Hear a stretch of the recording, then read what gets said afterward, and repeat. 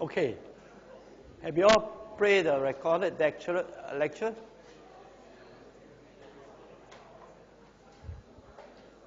Can you hear me? Good afternoon. Yeah. Have you played the recorded lecture? This way the recorded lecture stop, right? If you have played the recorded lecture, yeah.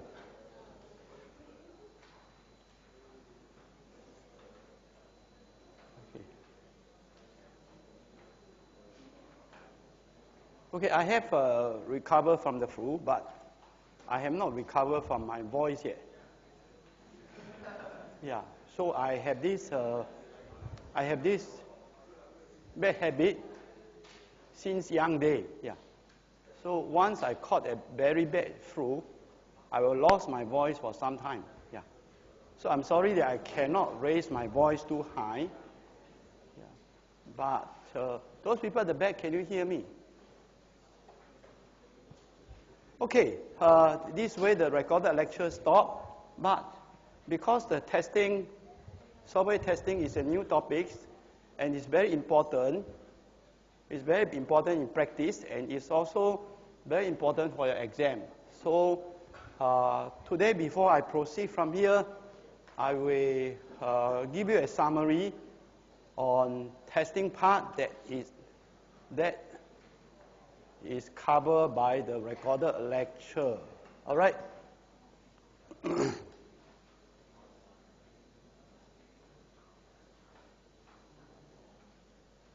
I will go through it very quickly. Okay, testing is very important topic. Okay. If you are not going to work as software engineer, even if you work as electrical, electronic engineer, you may, in your job, you may involve some testing, some software testing, because software is very commonly used, and you may need to purchase a new software, and you may need to test it, or you may need to get a developer to develop it and have to test it. So software testing is a very important topic. And in practice, most of the testers do black box testing. Okay, firstly, testing is very important, and because that is a key method to verify the software correctness. Okay, and definition of testing is all this, and the fundamental method for testing, the main thing we are going to learn is how to apply the various techniques. How to apply those various basic techniques to design good test cases. Okay, so a test case, we have two parts, input and expected output.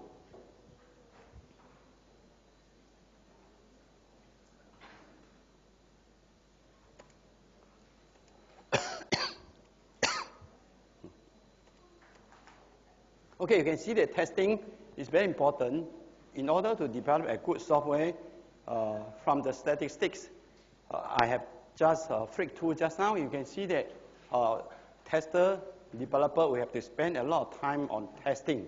Okay, the amount of time they spend almost about the same with developing the systems. So you can imagine how important is testing. And testing is the best way to show the correctness of software, but theoretically, we cannot use testing to prove that a program is fully correct. Okay, because there's no way to do complete testing. It's illustrated here. So in order to do a complete testing, even a small program, it will take 57,000 years to complete. That is not possible. So the main thing we are going to learn in testing topics is to learn the basic fundamental testing techniques, to learn how to design test cases, to design good test cases, to catch as many errors as possible. In general, there are two types of testing techniques. That is black box testing and white box testing, or called functional testing and structural testing. Black box testing design test cases based on specification. Solely based on specification, do not look at code. And white box testing design test cases by analyzing the code. So they start from different angle. They start from two complementing angles.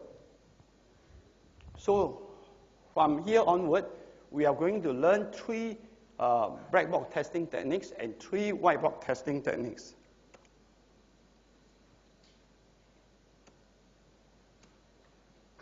Okay, the first thing we have, so in terms of black box testing techniques, the first techniques we are going to learn is equivalent class testing.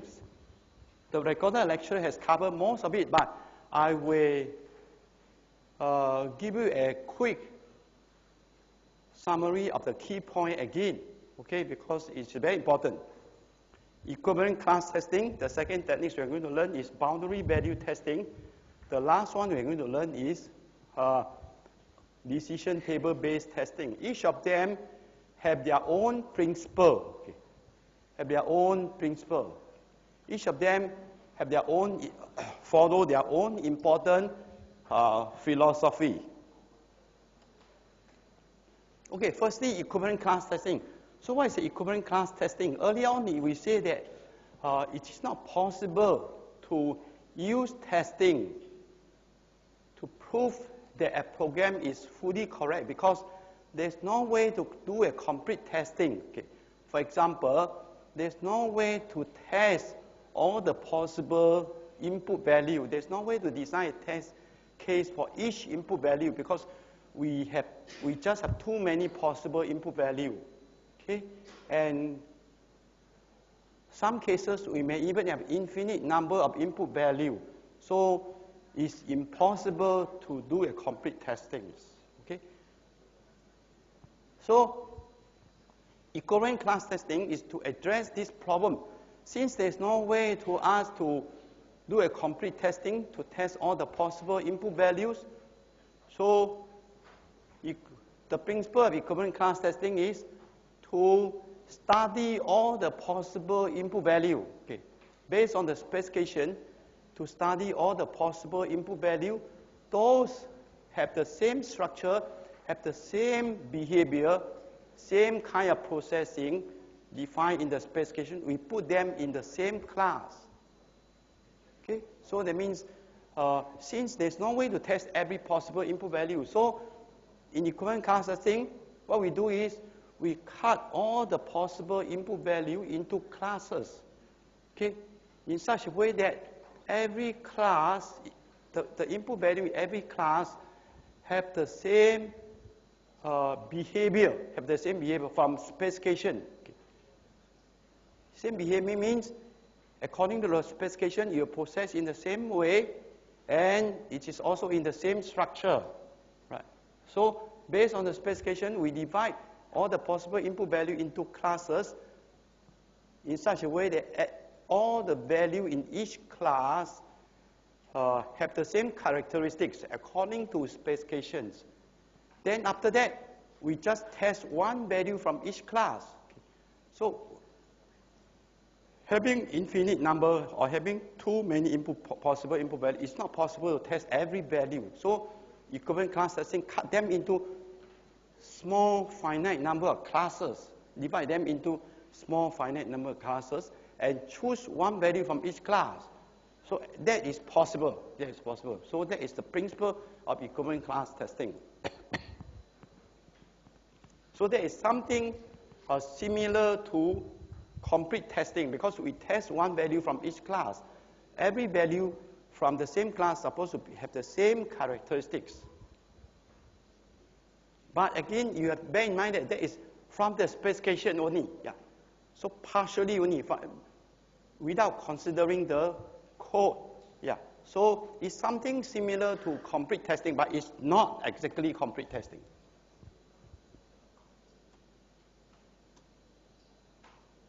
When you divide, you have to consider both valid and invalid value, not just the valid value. Okay, now I give you a few key points on how equivalent class divide all the possible input value into classes. Okay, you have to study the specification. If the specification say that all these values are processed in the same way, are computed, okay, all these values will go through the same computation, you put them in the same class. Okay, if according to the specification, all these values will be processed in the same way and will have the same structure, you put them in the same class. That is how equivalent class testing identify equivalent classes. Okay, so once you identify the equivalent classes, the next step is you take one value from each class to design a test case. So if you have 10 classes, you will design 10. You will choose 10 value. Hence, you will have 10 test cases. So, in general, a program may have 3 input variables, may have 4 input variables, may have 1 input variable. Okay. So if we have 1 input variable, then it's very simple. Straight away, you study how the program handle the possible value for that particular variable. Okay, and you divide them into classes. In other words, in equivalent class testing, firstly, we identify equivalent classes for each input variable separately. Okay. So if we have single input variable, after you identify the equivalent classes for that input variable, straight away, those equivalent classes will be the equivalent classes for the whole program. But for multiple input variables, you have to go through another process. For multiple input variable case, you identify same thing, you do the same thing, you identify the equivalent classes for each input variable separately. Okay. If you have x, y, z input variable, you identify equivalent classes for x, y, z separately. Okay. Then after that, you take all the combination of equivalent classes, one for each input variable. That will form the equivalent classes for the whole program.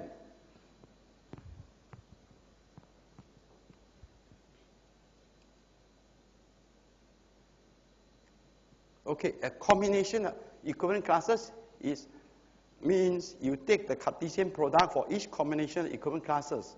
One for each input variable, you will form the equivalent classes for the whole program. For example, if you have 3 input variables, okay, and the first input variable have 3 equivalent classes, the second one have 2 equivalent classes, and the third one have 1 equivalent class. So altogether, how many combinations of equivalent classes? 1 for each input variable. 3 times 2 times 1, right? Altogether, 6 combinations. Then the Cartesian product of each combination of equivalent classes, 1 for each input variable, straight away form the equivalent class for the whole program. So in this case, we have 6 equivalent classes for the whole program. Okay, now I want to quickly go through the example that has already gone through by the recorded lecture. Okay, the first one, this program. Okay, so for equivalent class testing, we analyze the specification. So this is a specification for the program. It says that, okay, according to here, it's very straightforward to say that this program accepts weekly hours worked by employee, okay, from PC on weekly basis. Let me accept the weekly hour work for each employee from a PC. So how many input variable? There's only one input variable, hours work. And the specification also say that the hours work will range in the value from 0 to 40. That means the value should be from 0 to 40, between 0 to 40. And so the function of this program, the computation, the processing of this program is also very simple. If hours work is within this range, then you will classify under, that means just do a simple classification to classify an employee whether his hours work is low or high. That's all. Nothing much. Okay? So if the hours work is within this range, you will classify as low. If his hour work is within greater than 20, less than or equal to 40, you will classify under high. Okay. So this is a specification. So this is a single input variable program. So after you identify the equivalent classes for the single input variable, that means hours work, straight away you will get the equivalent classes for the whole program because single input variable. There's no combination involved. Okay. Study the specification. Just now I say that what you need to do is for those values, according to the specification, if it has the same characteristic, you put them in the same class. If it has different characteristics, you put them in a different class. Okay, we study the specification. From the specification, it's very clear that any hours work between 0 to 20, you will classify as low, right? So it means it's computed in the same way. So we put it here, put in the first class. First class, any value between 0 to 20. Second class is greater than 20, less than or equal to 40. That is, for those values, that will be classified by the program as high. So again, a different behavior. We put them in the same second class. Okay, the third class. Okay, this input structure happen to be from 0 to 40. So there are two ends. Okay. Those less than 0, those less than 0, okay, we put them in this class because they fall on the left-hand side of the input space. Okay. According to the structure, it's different. Okay, so those fall under those invalid value, fall under anything above 40. We put them in the fourth class because having different input structure. Okay, although both are classified as invalid for two class, that means in terms of computation, it's computed in the same way, but they have the different structure. Okay. So we put them in two different classes because of the structure. Just now I say that you study the specification. If they are processed in the same way, if they have the same structure, you put them in the same class. If they have different structure or have different or processed in different way, you put them in different class. So that's why we have four classes. And then after that, after you have equivalent classes, because they are single input variable, straight away you can design test case by choosing a value from each class. The first one, you choose. Then the second one, any value between this range. The second one, you choose any value between this range. That means you can choose 21, 22. You can choose 39. Okay? So we choose accordingly. This the output. This program just do simple classification. So we classify them as low and high. That's all. The last two, there's a lot of value to choose also. So we classify them as invalid. That is how that is expected output. Okay? So this is the way we do it. Okay. Now, let me quickly go through the second example also. The second example, okay, based on is still a single input variable. Okay? So, if it's in this range, it's computed at 0% commission. If it's in the second range, it's computed as 1%. Okay? And anything greater than 2%. So that means for these three ranges, they are processed in different ways. So straight away from here, you know that there are three equivalent classes. Furthermore, you have to consider invalid value. Any monthly sales total is negative, not valid. So you have four classes. So we form four classes here. All right? Okay, now we proceed from the new one. Okay, equivalent class testing. Now third example. The purpose of having the third example is to give you an example on how to identify equivalent classes for multiple input variable case.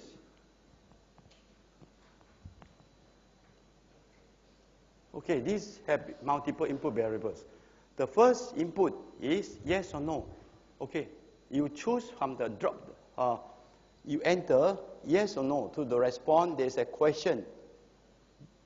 Is it is the individual a resident of the city? Okay, if it is yes, then you should key in yes. If it's no, you should key in no. Okay, it is by keying in. The user will enter the input by keying in. So the first input variable is the response, whether yes or no. The second input variable, in this case, a non-resident will pay 1% of the gross. Okay.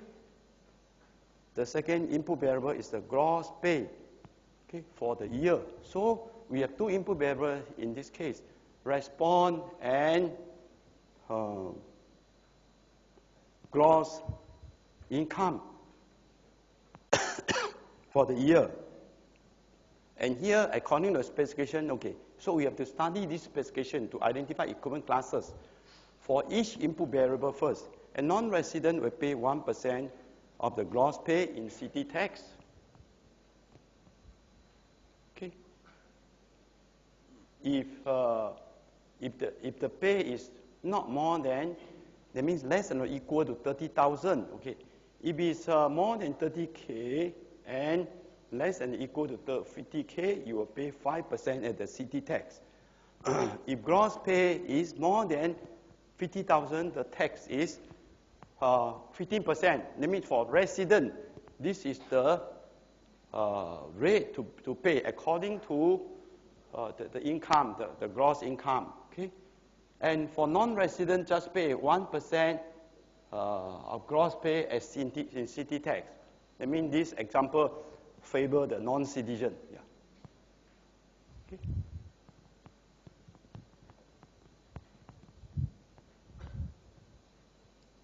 Okay, now we see how to identify equivalent classes for response and for gross pay.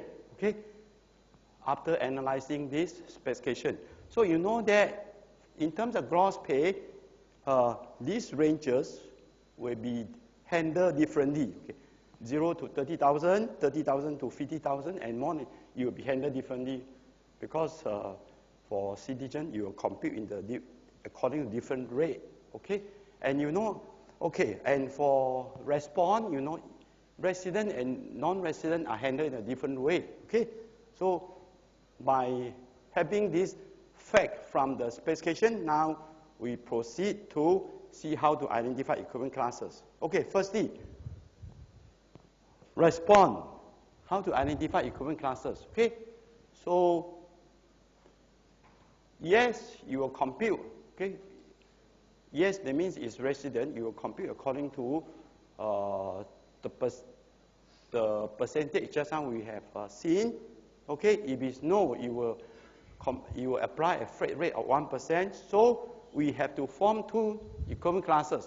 One for just the yes value for this case.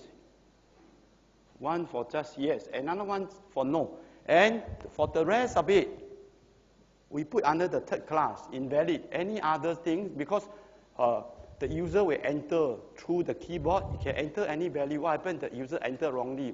Yes, key in as YET. Okay? So such case is an invalid value. So we put all of them in another class, all the invalid value. Okay? So this is how we identify equivalent classes for resident, for response, the first case. The first input variable. Now, after you have identified equivalent classes for the first input variable, we proceed to identify equivalent classes for the second input variable. Okay, for the second input variable, just now we say that for residents, the tax will be computed according to these three ranges. Okay, 1%, 5%, 50% will be applied. So we have to put them in different classes for gross pay. And again, any value fall below 0 are invalid value because not possible. Okay, So when you apply equivalent class testing, you have to consider both valid and invalid input values. Okay, so now you can see that for first input variable, we identify 3 equivalent classes. For second input variable, we identify 4 equivalent classes. So altogether, how many equivalent classes for the whole program? Okay. So for multiple input variable case, firstly, we identify equivalent classes for each input variable separately. Since now we have already identified the first one 3, the second one 4. Okay. Then the Cartesian product of each combination of equivalent classes, 1 for each input variable, okay, is an equivalent class for the whole program. Okay. So how many equivalent classes we will have? It all depends on how many combinations here we have. How many combinations of equivalent classes? 1 for each input variable. How many combinations? How many combinations? How many combinations? 12, right? 3 times 4, yeah. So altogether, this one combined with this one combined with this one combined, 12. Okay, so the Cartesian product of each combination, the equivalent class, 1 for each Cartesian product, means you take one value from each class. Okay, for 2 input variable case, it's very easy to show it using a table. So to show the Cartesian product using a table. So we use a table to show. You can see from here that, okay, we have 3 classes. Okay, it's a bit out of alignment. This one, the first column supposed to be yes, second column supposed to be no. The last column is supposed to be others. Okay, it's a bit out of alignment here. I don't know why. Previously it was okay. Okay. So altogether there are 12 equivalent classes. Just now we said 4 times 3. Okay. So now after you have the equivalent classes for the whole program, what you need to do is just choose one value from each class. Okay. A value from this class, a value from this class. How to choose a value? Very simple. Just choose a value satisfied. Gross pay less than 0 and response equal to yes. That means response equal to yes, and gross pay maybe can be minus 1,000, can be minus $10, can be minus $100. You just choose accordingly. The second class is here. Okay, it's still under this row. That means response is yes for the second class. The gross pay, you just choose any value between this range. So since we have 12 equivalent classes, that means you need to design 12 test cases. Okay, you choose one value to design a test case by setting the input value to that value. Okay, so we have 12 test cases. You can see from here that here we go by row. Okay, we go by row. First one, second one, third one, etc. Okay, so we have 12 equal. So after you have the input value, the output value, you will compute according to the specification accordingly. Okay, you will go back to the specification and compute accordingly. Okay, for this one supposed to be invalid. For the second one, okay, supposed to apply 1%. So the CT tax supposed to be $10. So you just compute accordingly. Okay, now we proceed to the next black box testing techniques. That is boundary value testing. Okay, boundary value testing, it is by the fact that it is a black box testing. So that means we still based on specification. Okay, we will not look at code when we apply boundary value testing. Okay, so firstly, what is the basis of boundary value testing? Okay, every method have its own basis, has its own principle. Equivalent class testing is try to address the fact that it is not possible to test every value. Boundary value testing, okay, also has principle. The principle is that according to the experience, okay, the extreme value of input space tend to be more problematic, the developer, the programmer tend to handle them wrongly. Those input value falling at the extreme edge of input space, okay? So boundary value testing is to test the extreme value of input variable of input space. That is the basis of boundary value testing. Okay, that means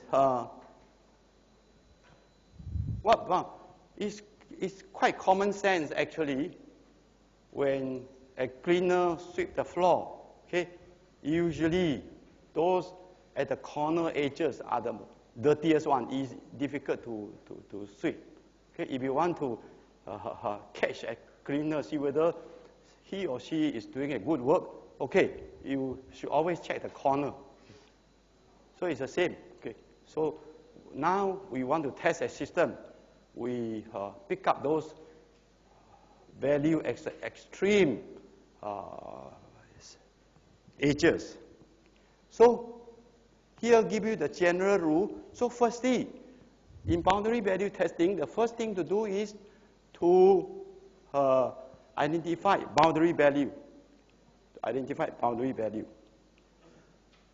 The general rule is that this is a general rule for identify boundary value. Okay, the value exactly on the edge. Okay, we choose those value exactly on the edge, and those value just miss the edge. Okay, so this is a general rule when you want to for you to guide you when you want to apply boundary value testing, when you want to identify boundary value. So, okay, here give you more. The first one is the general rule. After that, we have two more specific rules. Okay, so what happens for a range case? Okay.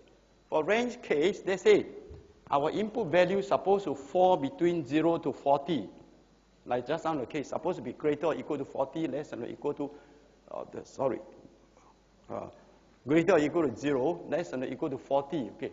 Then what are the boundary value? The boundary value will be value exactly at the edge. That means 0 is one exactly at the edge, right? And 40 also exactly one at the lower edge and one at the upper edge. And value just miss the edge. Choose one. Which one just miss the edge? -1, right? Just miss the lower edge. What is the other one? Just miss the upper edge, 41.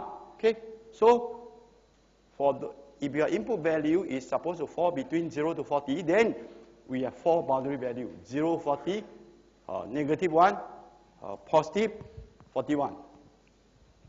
This is for range case. For discrete value is quite the same. Let's say your input value is supposed to be one of the 6 value, 1, 2, 3, 4, 5, 6. Okay?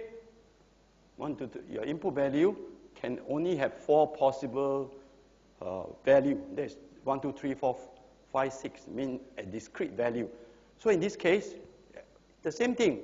We choose value exactly at the edge. That means 1 and 6 exactly at the edge. Just miss 0 and 7. Okay, so these are the 2 more specific rules. Okay, here give you more a more comprehensive coverage. Give you a more comprehensive rule you can apply when you use boundary value testing. Okay, the first one, if your input is as such, let me x, okay, between supposed to be greater or equal to a and less than or equal to b, then your boundary value should be exactly at the edge AB, right? And just miss the lower edge. That's a little bit below lower edge, A minus delta and B plus delta. You can choose delta. You can you can decide on the you can decide on the value of delta. You can set delta to 10 or 1 properly. Okay, that we do. There's no fixed value as far as it makes sense. Small enough, delta means small. Okay, for the second one, what happens if we have an open, if we have such condition, greater or equal to greater or equal to A and less than B. Okay, if we have such condition, then for the lower edge, same, you have two values exactly at the edge and just miss the edge. But for the upper edge, okay, here it's different. There's no value exactly at the edge. Can be anything less than B, but B is already missed. Okay, so in this case, there's no value exactly at the edge. There's no value exactly, but there's a value just missed. B is the value. Okay, it's very clear that in this case, B is the value just missed. Must be anything less than B. So B is so we have only one boundary value for the upper edge, B. Okay. Since there's no value exactly at the edge, so we only have three values in this case. Likewise, for this case, there's no value exactly at the lower edge. There's only one value, just miss it. That is x equal to A. So for lower edge, we only have one value, but for upper edge, same, we have two values.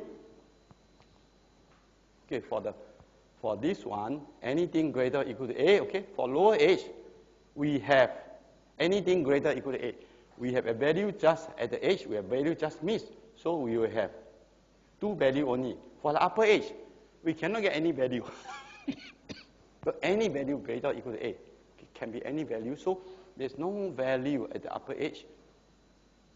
So we only have two values. So that means the general principle is that we choose the value exactly at the edge. And we choose value, just miss the edges. Okay. But if there's no value exactly at the edge, of course, we will just skip it. We will just skip it. So the general rule sounds like they will be having 4, but only if they have. If don't have, you will have lesser. Okay, so this is the discrete value case. You take the magnitude again. Okay, for this special case, anything greater than 2 or less than or equal to 200, we have three values exactly at the missed edge. That is 200 and 100 plus delta. That is 101. We have three values. Okay, so that's the way to identify boundary value for single input, for an input condition.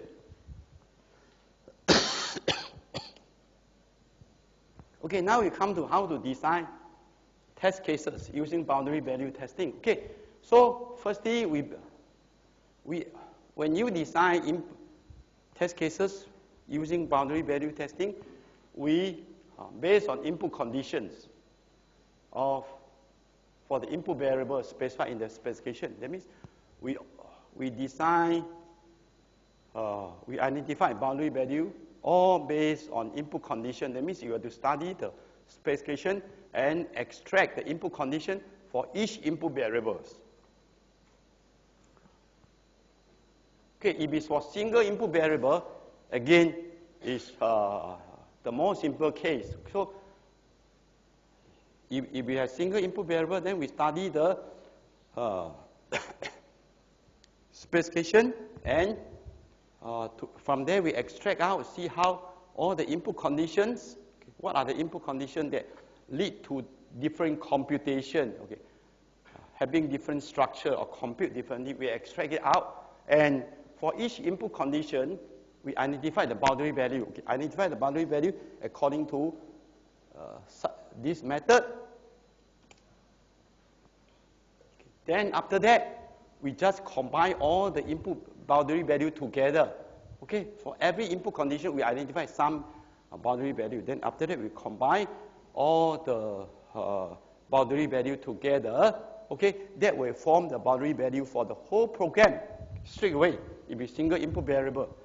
Then, okay, then we just design a test case. We just design a test case for each input variable, for each boundary value, for single input variable. Okay, for multiple input variable case, okay, is you have to go through one more step. Firstly, the same, we identify boundary value for each input variable separately. Okay. using the method I have just described. Okay? Then once you identify the boundary value for each input variable, then we take the combination. Okay? Every combination of valid boundary value, one for each input variable, that will be a boundary value for the whole program. So for valid boundary value case, that means every combination of valid boundary value, one for each input variable, is a boundary value for the whole program. Okay? Only for valid cases. Okay? So when you take combination, valid and invalid cases have to be handled differently. For invalid case, any case involve invalid boundary value, okay, we handle differently. Each combination of one invalid boundary value, each combination, if you have 3 input variables, then every combination of one invalid boundary value, okay, for an input variable, and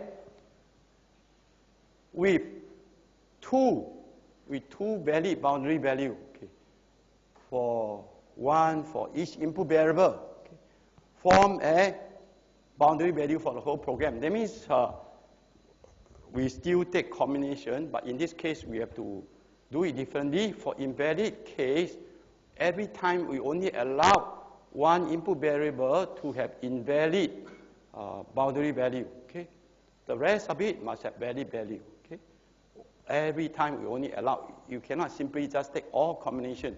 For those cases involve invalid boundary value, I will use example to illustrate. Okay, so once you have identified the boundary values for the whole program, the next step is very simple. Okay, so if you have 10 boundary value for the whole program, then we will design 10 test cases, one for each boundary value, okay, by setting the input value to the boundary value. Okay, now we go through an example. Okay, we based on the same specification. This compute monthly commission, the one we have seen earlier, the one we have used for equivalent class testing. Okay, so exactly the same with second example we have seen in equivalent class testing. Okay, so it's to compute monthly sales commission according to the monthly sales total. Okay, for this range you will compute at 0%. For this range compute at 2%. Okay, so we have to analyze specification. From the specification, we know that only one input variable, that is monthly sales total, MST. And so now we identify the boundary value for MST. Okay? In order to identify the boundary value for MST, we have to identify the boundary value for each input condition. Since in this specification there are 3 input conditions. Here, this one, because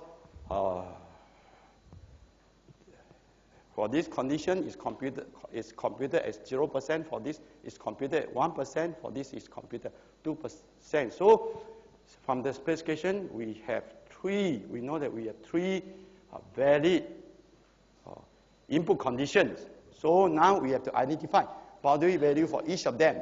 Okay? For the first condition, there is here between, so how many boundary value?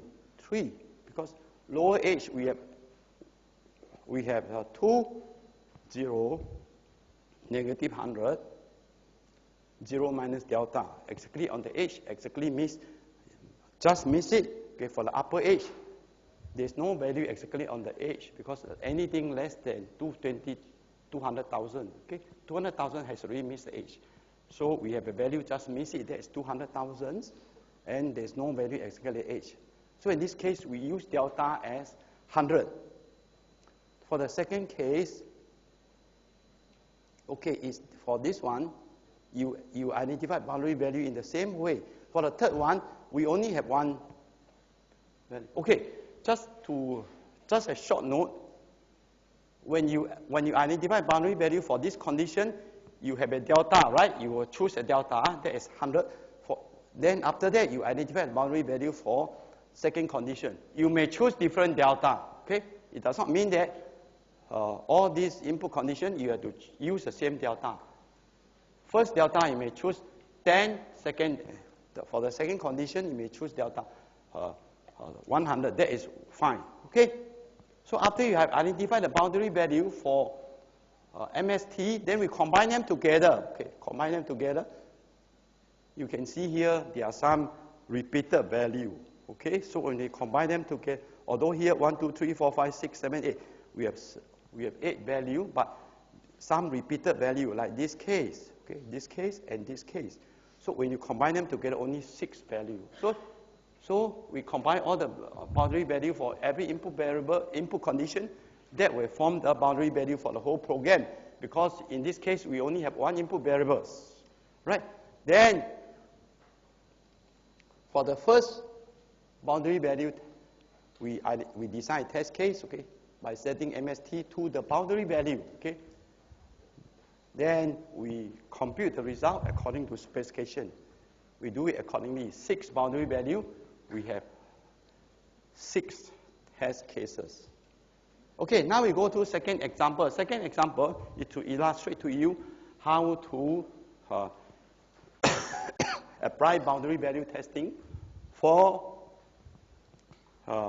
multiple input variables. Okay, in this case, there are 2 input variables. Okay, the input income of a customers and the number of houses mortgage. Okay, this is a specification. We base on this specification, income of the customers and houses, number of houses mortgage. They 2 input variables. Okay, so the processing of the function and the processing of the program is specified here. Okay. This is just do a very simple approval. The function of the program just do it very simple.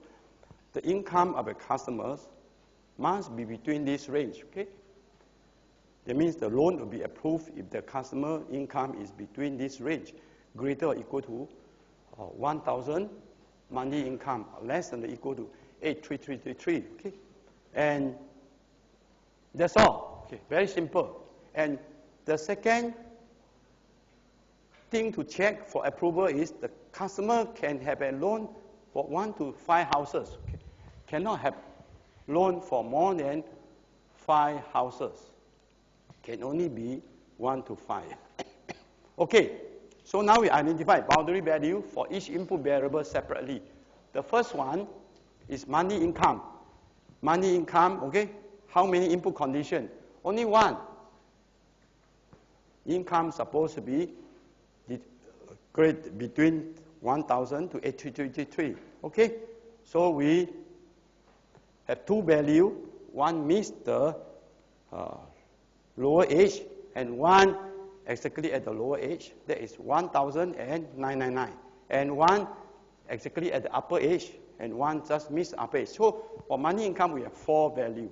And for number of houses, we also have 4 values. Exactly the maximum and the minimum value, that is 1 and 5 and 0 and 6.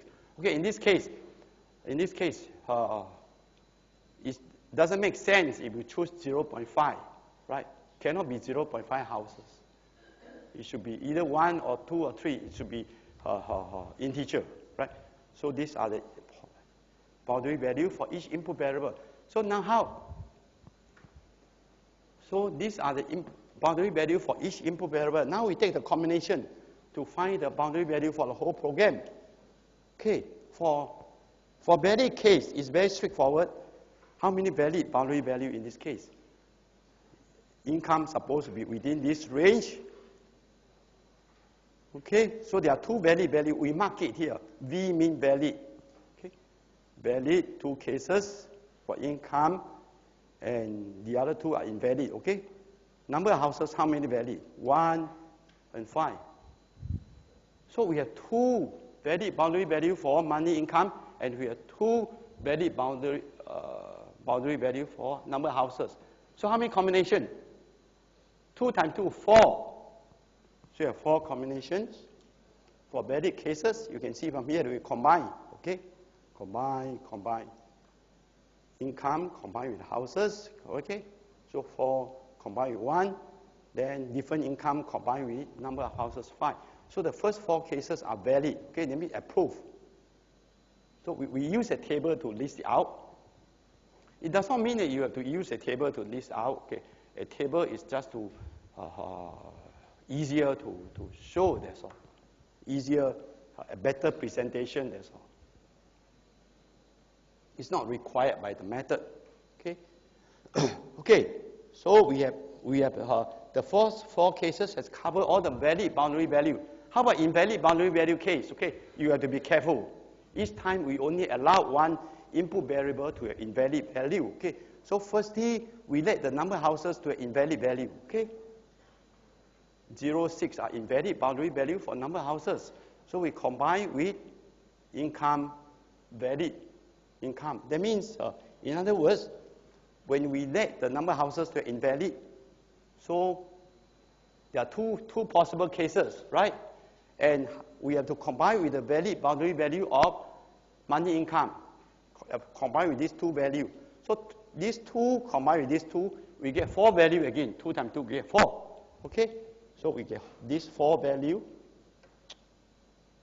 We get this 4 value. Okay? 1, 2, 3, 4. Up to this row. Okay? Number of houses to invalid. So after you have let the number of houses to have invalid value, you also have to let each input variable to have invalid value, invalid boundary value. Then after that, we let the money income to have invalid boundary value. Then you will combine with valid number of houses. Okay, so invalid boundary value for money income, how many value? 1, 2. Then we combine with valid boundary value 2. 2 combined with 2 again, 2 times 2. Again, we get 4. 2 times 2 get 4. So altogether, then we have the last 4 cases. Okay, so then this diagram, nothing much, just to show you that, okay, for 2 input variable cases, okay, the resulting boundary value, the boundary value we get are also falling at the edges, okay, the corner, 2 dimension. This axis represents money income, this axis represents number of houses. So those boundary values you identify actually are here for the 4 valid value. The 4 invalid, the 8 invalid value are this value. Okay, that's all, nothing much. Okay, 2 key points for boundary value testing. Okay, for boundary value testing, we only base on valid input condition. Okay, earlier when we identify equivalent classes, we consider both valid and invalid condition. But for boundary value case, when you identify boundary value, we only consider valid input conditions. We do not consider invalid input condition. This is a difference. Okay. Second, when you have multiple input variable, okay, we still take combination, but for those invalid case, each time we only allow 1 input variable to an invalid value. Okay? You can see from here that, okay, for the input condition, we only include valid input condition, 1, 2, 3. These are the valid conditions for MST. MST less than 0, we do not include them here. We do not include it here. Okay? So that is the key difference between equivalent class and boundary value testing. Okay, today I stop here. Okay, see you tomorrow.